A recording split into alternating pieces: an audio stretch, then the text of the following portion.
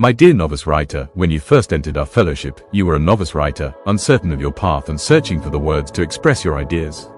Yet through perseverance, curiosity, and courage, you have traveled farther than you may realize.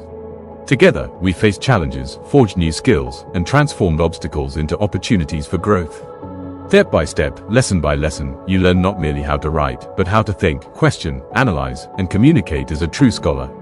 Today, as we gather at the end of this journey, I ask you to pause for a moment and reflect upon how far you have come. The writer who began this adventure is not the writer who stands before us now. You have mastered academic vocabulary, crafted cohesive abstracts, strengthened your voice, and learned to present your ideas with clarity and confidence. Through practice, persistence, and determination, you have developed the tools needed to thrive in the academic world. But this ending is not truly an ending. It is a beginning. For today, you lay aside the title of novice writer and proudly assume a new one, Professor Prodigy. Wear it well. Be proud of yourself as much as I am. May your curiosity continue to guide you. May your words inspire others.